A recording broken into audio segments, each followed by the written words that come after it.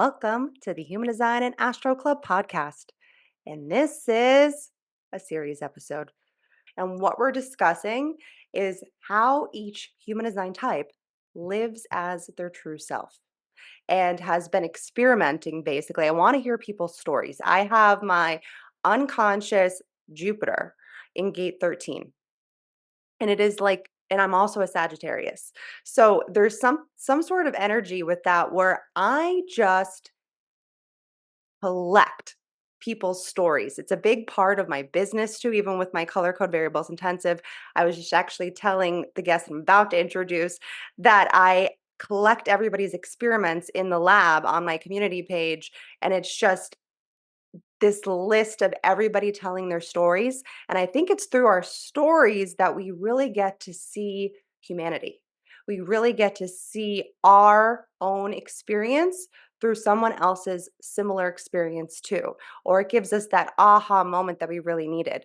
So I'm hoping for these episodes, that's what is going to happen because we're going to be we're talking to every single human design type and hear their story on how they started, how it's transformed their life. And I'm just so excited right now. So I would like to introduce Janet McMillian, and she is a 4/6 splenic manifestor, and she specializes in Ayurveda, which I feel like is a very like a very kitchen system in general. And then combining with something else, which I love to do. I think there's so many ingredients that really make up something brand new, kind of like human design, I guess. Maybe that's why I'm in love with it. But Janet, take the mic. Let the Human Design and Astro Club know a little bit more about you. Yeah, well, I started to study Ayurveda in 2014, and I always felt like after I completed my studies that something was missing from it. And so then I dove into Vedic astrology. Mm, I thought, oh, this is the missing piece for mm, people. And really, what I thought was kind of missing is just the getting people to actually make changes, like mm, very difficult for people to change their diet and their lifestyle, which is what Ayurveda really focuses on. Um, and so I studied Vedic astrology and was trying to incorporate that, but that is like years mm. and years of study. Yeah, And yeah, I came across human design. And as soon as I learned just a little bit about it, I was like, oh, this is the missing piece. that's what I said too. Wow, that's Yeah.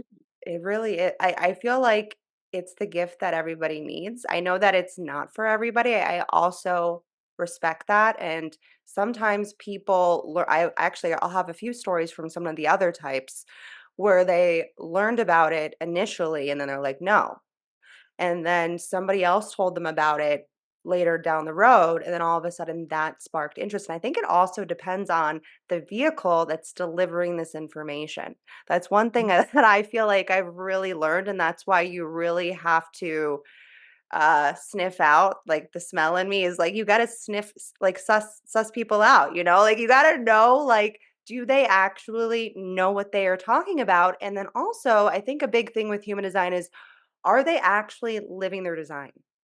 And I mean, Mm. we all go through deconditioning and we all revert back to our conditioned ways. It's impossible. I want to stress that so much. It is impossible for you not to transfer. Okay. That's one big thing that Raw talked about. And there's nothing wrong with it either. How do you think you grow? Through friction, through contrast, right? Mhm. And so Mhm. we need that. We need the other side because we are all of it. We are the dark and the light. So I really wanted to ask you a few questions that I've asked all the other types. And so I'm so curious because I haven't even edited any of this yet, but I'm so curious to what's going to happen hearing everybody's stories as their type and seeing what the similarities are and what the differences are. I love hearing people's origin stories. So that's the first question that I want to ask you is when I know you started to kind of touch on this subject already, but when did you find human design and why were you drawn to it? Yeah, so I only found human design maybe just a little over a year ago, but like I said, I dove right in Mhm. once I learned about it. Actually, human design, so just those words were coming across, social media or whatever. Like they kept coming across my path, and I was Yeah. very resistant at first. Yeah, every For manifester. actually probably a while, maybe like a year. It just kept coming though. And I was like, I don't need to learn another system. I Mm. already in my with my Jyotish, the Vedic astrology, like I don't need another system to be aware of. Yeah. But then because it just kept coming up for me, I finally just gave in. I was like, okay, let's see what this human design thing is all about. And once I found out I was a manifester, I felt like Oh. so seen and understood, and it was beautiful. And I just was like, what, every like Googling and looking at Mhm. blogs and listening to people's Mhm. podcasts. And I actually, I don't know if you know what the Shift Network is, if you've ever heard of them, but I have. they're kind of like a spiritual organization, I would call, and they offer classes Hmm. through, all different kinds of people. And so, I subscribed to their newsletter, and a human design Oh, course came of up. course. And I was like, "Oh, okay. I'm gonna sign up for this." And so I did. It was just kind of like a mini course, and that was taught by Karen Curry Parker. Mm, Are you mhm. familiar with her? Yeah. So I ended up deciding to study with her, and so I spent the last year basically learning human design through her system. Mm. And then I also did like a transformational coaching program with her. And Nice. so now She I'm has done with her so many training. programs. Every time I just had another, the manifesting generator that's coming on. She was also in Karen Curry Parker, and there's just so I'm like, manifesting generator though, Karen. Yeah, I can't keep up with everything she's doing, and she's always everywhere. And I'm like, how do you even have time? So, right. anyways, I'm sorry. I just had to respond to that. She's a real manifesting generator, that is for sure. Yeah. Yeah. Yeah. Okay. So beautiful. Okay. So yeah, I feel like that's a lot of people. I feel like from 2020, what I've noticed from 2020 till now, what social media just blew up with human Mhm. design. I found it before that back in like 2016, and there was nothing. There was nothing. There was Mhm. not a peep. You had to dig, and as a first line, I dug really deep. I bought every possible class I could get my hands on, and I even had some other human design people because I was just so and like even now, some of them will gift each other, or I gift. You're gonna get some gifts too soon. I love gifting raw lectures. Like there's just because we need that foundation as a 1-3. I'm like, I don't care what you do after this, but it's really important that you hear the foundation first and then make a choice where you want to go. So I really like to take the foundation of human design, share that like in my teachings, and then I like to transform that. Like, what is your tone? Hold on. We're going to do a little education right now. Oh, Mm. okay. So yours is security, which your entire chart is security. Mhm. Just by looking, I'm like your survival view, right? You have your caves environment, and then the tone that's sitting in your view, that bottom right variable, is tone 1, which is security. So what that means is, in order for you to move forward, because we're talking about trajectory, right? With view, it's connected to our personality notes. So I say, in order for you to move forward, you have to feel and see security. If you don't see that when you're looking out through your little lens, right? Mhm. That that is a safe place to go, you're not going. Interesting. I'll have to really give that some thought.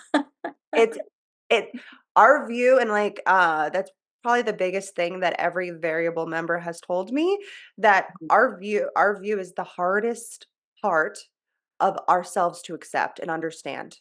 Mm, And I think okay. it's because transference, really takes a hold of the mind. And that's the beginning step where the mind can see through.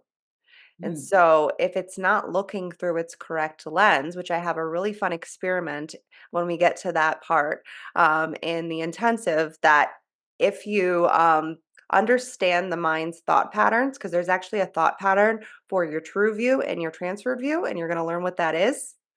And so that way you can reprogram. You can actually take that information, reprogram, and then be able to spot every time the mind transfers. For me, now, when I transfer to personal, I'm power view, I transfer to personal immediately. I'm like, oh, she's back. And sometimes I talk to her and she usually says, you'll notice she usually says almost the same thing, if not the same thing. And you're not paying attention to what the language is that how you're talking to yourself. Mm. And so this gives you a potential then for the true view to know what it's saying so that you can call to that like a little cat. I call them catchphrases. You say that catchphrase and it actually brings the mind back into to its natural focus. I love it. I It's love it. really it's really, really wild, and the last round told me that that was their favorite experiment, and I Hmm. was like, I didn't know that that one was gonna be people's favorite experiment, but I actually told the manifesting generator about it because she's also power view, and it did something to her. It was wild, so I'm super excited to, like, talk to you more about security because 'cause you're also caves environment. Um, Wow. how does that feel actually, with your environment? Have you contemplated or watched or done any rearranging Well, with this caves? is one of the things about Karen's program is she does not teach variables at all. Um, I just don't and think that's her so thing. She does so many other things. yeah, right. So yeah, I haven't really thought about it that much. I mean, I knew that I was caves, and um, it's funny because my partner recently, he lives in Tennessee actually, and he was Oh, like, "When you come, there's all these caves here. We should go explore." oh And I'm yeah. like, "Caves? No, like that sounds Interesting. claustrophobic to me and freaks Interesting. me out completely." But I will say that I spend a lot of time in my bed with my covers up over my head. So if I'm reading or scrolling on my phone, or the covers are just like Yep. in my little cave. Yeah. We had some caves people in the last round, so I learned a lot about the nuance of caves through them because one of them said that they feel the safest in their closet. And I was like, that's interesting, but it's one way in and one way out. And Mhm. there's a coziness factor is what I've also learned through caves people. There's a coziness factor. So with you, with having to put the hood up, completely normal, like those weird, like cozy hooded blankets, very caves. Sure. Yep, I have a Snuggie. A Snuggie, yes. Oh my Yeah. god, every caves person probably when that came out probably like sighed a finally, like, of relief when they saw that. It Um, was gifted to me, and I do enjoy it. I that's do enjoy hilarious. it. I That's think my hilarious. house is very cozy. I have, like, a Mm, cozy. I'm really yeah, I'm, like, about comfort with my furniture and everything, literally everything. That is your key word, is cozy. Experiment with it. yeah. And I mean, you're at that point where I see with my clients and also when I was at that point with myself that it's like, oh wow, this is really making a difference on the well-being of my life Mhm. and how I can actually thrive. It's literally the secret ingredient to Mm. life to thrive. I mean, Ayurveda has a it's amazing, like, it's a great healing tool, but, yeah, I think just there's, like, another part. I wanna say it's a mental thing, and I know human Mhm. design is not mental, right? It's like we're in our bodies, in our feeling body, but, um, yeah, I just think combining them is just gonna give people, like, the push or the motivation or the understanding or just, like, the ability to be able to make those changes. because Ayurveda says all disease begins in the mind and then moves Well, into yeah. digestion. That's So, that's a combination right there is like it's almost like a tool to decondition the mind. yeah, yes, right. Thank you for that. Yeah, I see that. Writing that down. A tool to yeah, take it, man. I love coming up with easy ways for people to digest things, and I love creating titles. I don't know, it's my 4426. I just like literally can't help myself. I just know how to sell something. Yeah. I've always been that way. But I did not utilize it correctly until I found human design. I gave too much away Mm, before.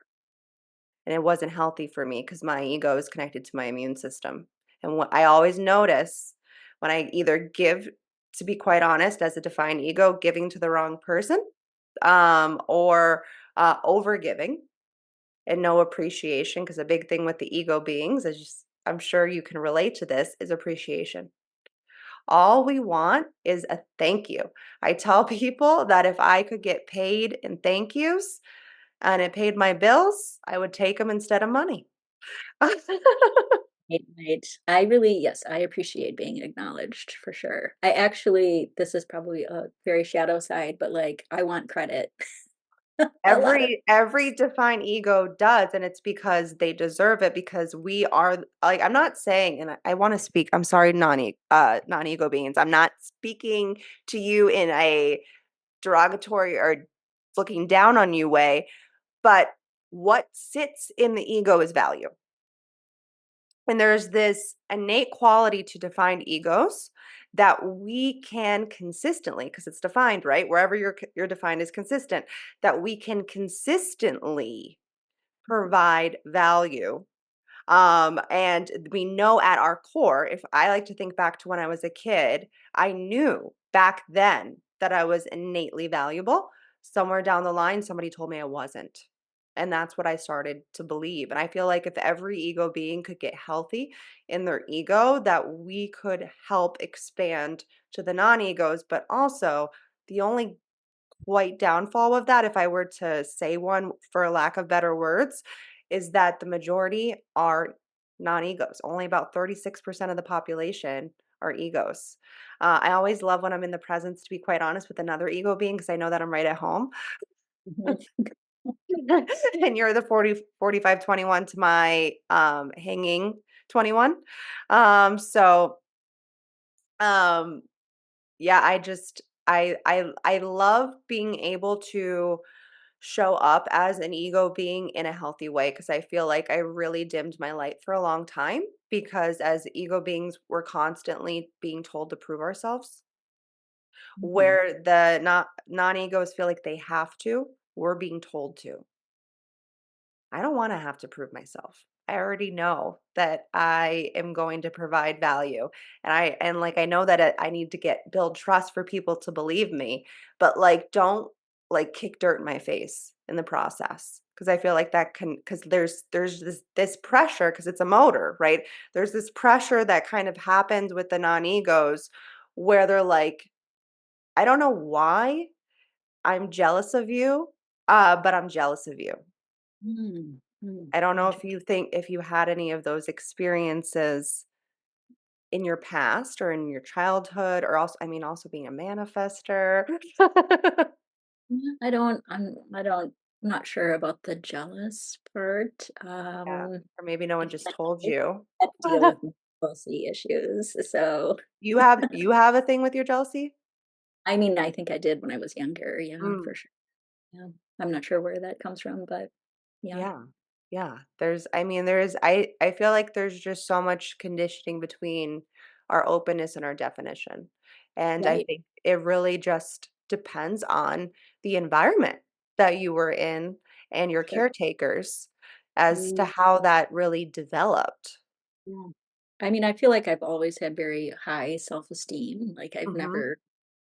I've always been very comfortable being like a leader or taking charge or believing I could do whatever, Yeah. whatever I wanted to, Yeah. because it's pretty much how I have operated. Yeah.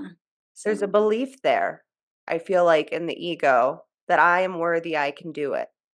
right. Sometimes when I can't, this is what's been really interesting about learning that I'm a manifester is I would like say to myself, well, I don't have a confidence issue at all, but like, why am I not doing this? Or why can I not Mhm. complete something? Mm, Just mm, understanding that manifestors, we really need help to implement our ideas and that I do need rest. I feel like there is major conditioning going on that rest is unsuitable, but I rested regardless. I'm like, hey, I already knew like innately this body needs to lay mm. down, and I'm not, or if I got sick or something, I'm like, yeah, I'm sick, you're not going to see me for a while until I feel better. Yeah, good for you for respecting that. There's a big respect, I think, with also defined egos too, but that you actually respected this quality that you see around you is not being applied to most people. There's something about the manifestor aura with it being closed and that we can't see inside of you. So we're either guessing or it's scary. I think there's a fear for us that we can't read you, so we're gonna try to control you. How Yeah. has that been? Can we talk about that for a second for all the manifestors out there? Like, can you talk about Sure. that for a second? The control of trying to control a manifestor? Yeah. It actually is something that I have actively been working on. I feel like I just in general have a lot of masculine qualities.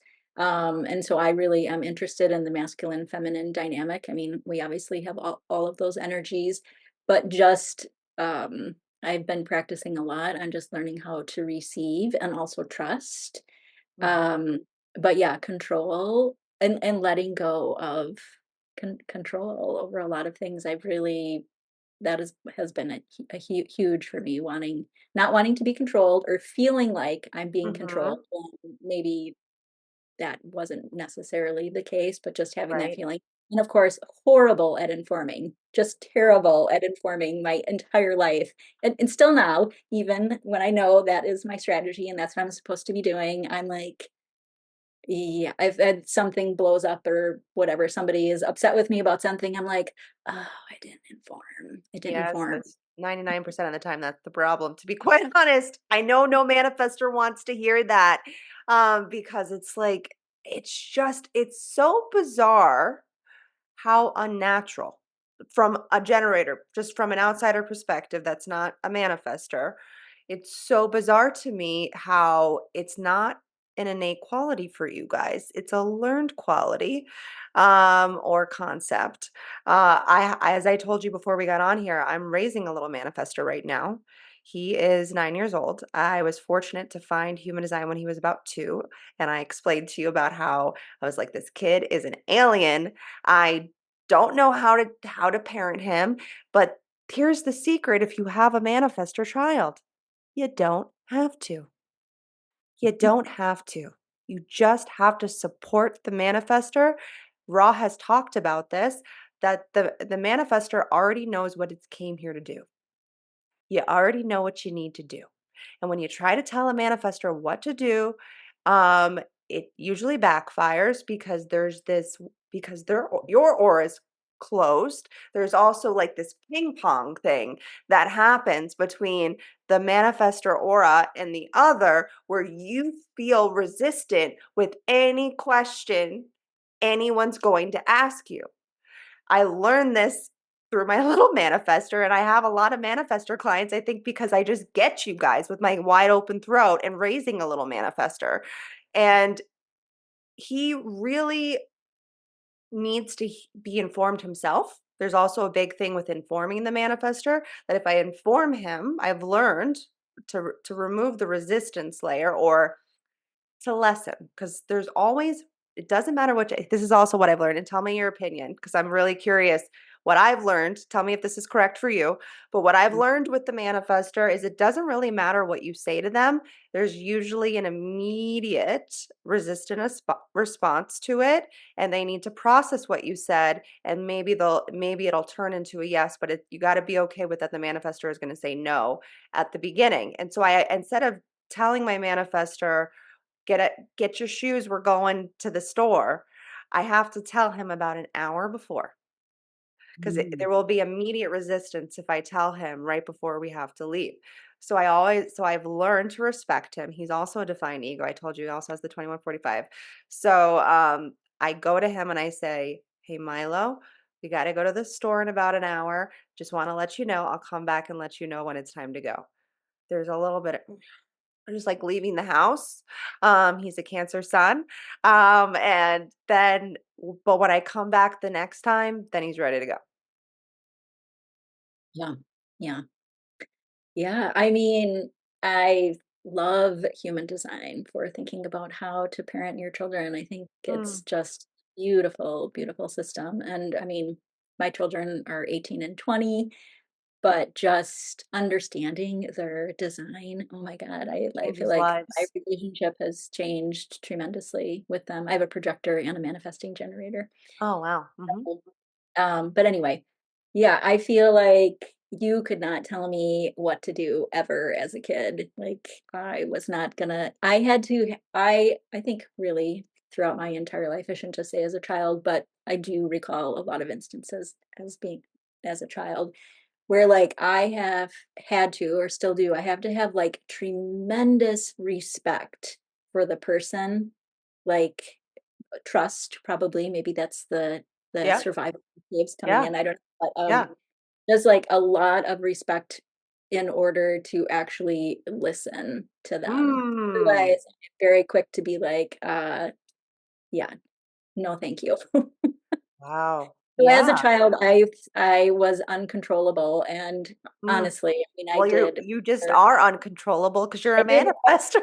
yeah, I did whatever I wanted to do. My poor mother, my father died when I was 7, so Sorry. it was just my mom, only child also, Oh, wow. and so, yeah, her trying to control me, it just that was not gonna happen, and I once I was older, I was like, "Oh my god, mom, I'm sorry."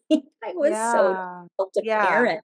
Like, I knew before I was a manifestor, I was like, "Oh, I know I was a hard kid to raise," Yeah. you know? Well, that's good that you have that self-reflection though, because some people don't have that.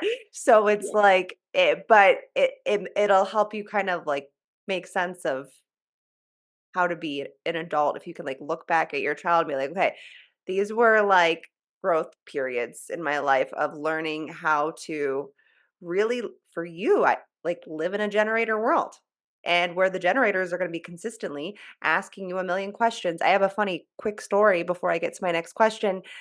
So this year, at my son's school, my little manifester, he now has a different standing point in the car line. Like they have a new system, and so the system is that you have to stand with a teacher when you're called to get into the line. And so he told me and informed me the first day that he despises the system. And I knew exactly where he was going with this. I said, "Why do you despise the system?" And he goes, "Because they ask me questions while I'm standing there." I was like trying not to laugh because I was just like, that is exactly what I knew you were gonna say. yeah, Because you you don't you're one I mean, I'm sure there's times you're okay with it, but small talk to a manifester, they don't want it because it's about like, how's the weather or how was school? Like, no, you just don't want to be asked anything. You'll tell us those things. I mean, unless what I've learned is to say to the manifester, I have a question. Because when you do that, what that actually does is it kind of pops the hood of your vehicle just slightly so mhm, that you're receptive to the other. Or I right on. try to like sometimes even form a question without making it a question. I've gotten a lot better at that over the years because again, I work with so many manifestors that I'm like, how can I be respectful? That's to you. But also not disrespecting me. I think for a while at the beginning of my human design journey is when I would learn about the other, I think because I'm split definition, I would compromise, over compromise for them and disrespect myself. Mm, And mhm. so I will not do that anymore. I feel like I've third line learned that lesson. I'm sure I'll do it slightly again, maybe in a different way.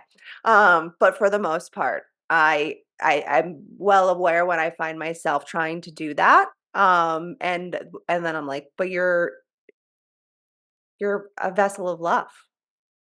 I'm like everything, and I have the 1034. So I'm like everything about you is about being you. And so when you try to be a chameleon, back to where I was talking about with how I'm right body, where I try to like just absorb into the background sometimes, that's disrespecting myself just because I don't want the confrontation as a non-emotional. Mm, right. Yeah, I can relate. I'm not emotional also, You so can probably relate to yeah. that a little bit. Just like how much can I sometimes I'm like, do I not have to have this confrontation? Like even when I like I knew it wasn't gonna be a big deal, but I was just like, even when I had to change our time together, I was like, "Oh, no. Now I have to tell her I just double booked myself and I have to change the time." I'm like, even though it's probably no big deal, but then I have to have that interaction.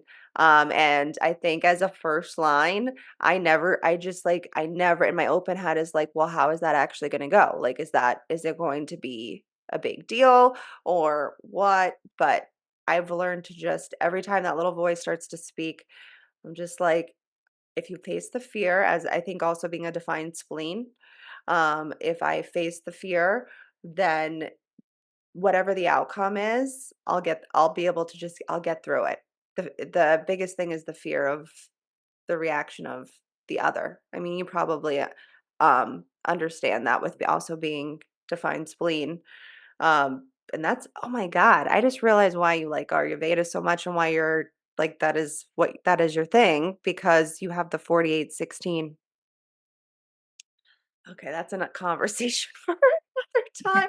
I was just it just came to me because I have another manifestor client that she makes herbal tinctures and all of those things. And she Mhm. also has the 4816 and then I saw that pattern with a bunch of other people that have the 4816. Okay. There's just something about it almost feels a little kitchens to me because it's about like you guys understanding the depth of what's inside all the ingredients, like taking all those ingredients and being able to like take that just natural skill that you have, develop that skill and then mix it all together and then be able to provide like like some sort of what I've seen healthier way to be.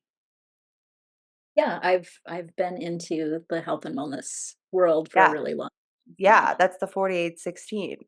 It's just there's this whole thing there. I realized it a while back and I was like, "Huh, I feel like everyone has the 4816 has to do something with health and making it more efficient for Mhm. people in that area. It's built into that channel." Okay, my next question. Um, So, this I guess we'll just see what happens after this. So this is technically going to be my last question because I combined a couple of the others. What would you tell? I get very excited about this question. What would you tell a manifester if you could tell them anything about their aura? What would you tell the manifester that they need to know? Like what's Mhm. the most Well, important thing? learning to inform is really very, very key, very crucial. Um, but mostly I think it's about like really leaning into being your authentic self and kind of we probably can't swear on here, can No, we? you can swear. Yeah, yeah. I was just gonna say not giving a fuck. Like you can't Yeah. be worried about how other people are gonna perceive you. I mean, yes, you have to learn how to be polite and kind. That's Uh, also a learned thing for manifestors too. right. Yeah, when I'm around like my people who are generators and they're just enveloping aura, I'm in awe because I'm just like, oh my God, you're so like Bubbly. lovely and kind and sweet. And there's something, you're like the huggers in the Mhm. group, I feel like also. Like I am a hugger, but it's a learned behavior. Mm. Sometimes even with my children, I'm like, oh my God, I didn't even hug my child. Now that they are out of the house and adults and stuff, if I see them, I'm like, "Oh my god, let's hug." Like, I have to remind myself it's not a natural, and of Wow, course, I want to interesting. love them, Yeah. um, and bring them into the fold, but it's something, yeah, that I do have to sort of remind myself. But anyway, getting back to that question to share with other about being a manifester, I think, like, you should follow through on your crazy ideas and the Oh, things that you yeah. wanna because I have initiated so many things in my life just from, you know, what was like a download and came to me, and generally, I feel like it's all been very unique sort of stuff too, that hasn't been done. Because you guys really just have this insane way. Like, this is the gift of the manifester. You just have this, like, initiatory spark that happens inside of you that creates something that has never been done before. And that's like the awe I have of the manifester is that you guys are the starters. I like to say that you're the first one in the race called life and you are the cheetahs. So you'll start running the race first because you have to like give us something to work with. You have to give the generators something to respond to, right? You have to give the projectors something to guide. You have to give the reflectors something to taste, right? So of course, you gotta be the first ones, but you're not that's why there's more than you.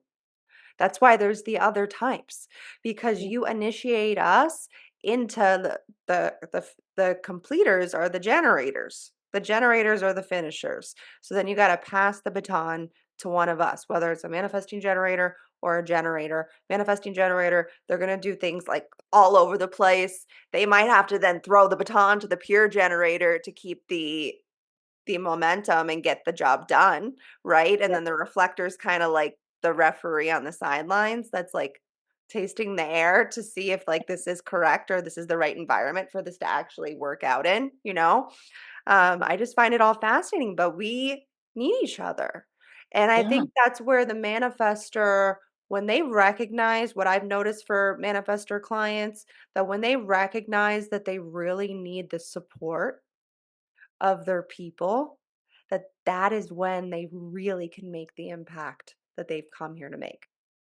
yeah, yeah. That was really huge for me, like understanding that part of it, like, oh, I need other people because I've very much like I I'm it's just me. I know Yeah, how to do yeah, it. I know how I want it done, and yeah. trying to get other people involved has been difficult. But then also it can be difficult to get things completed. But with my defined will, I also can push Oh, yeah.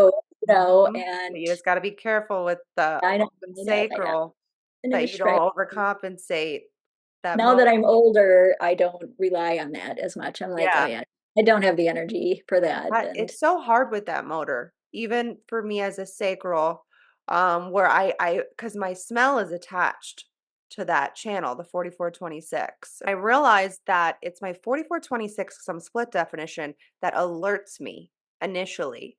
It's going to tell me what is going to be safe or is correct for me to do, but it's before the response comes in.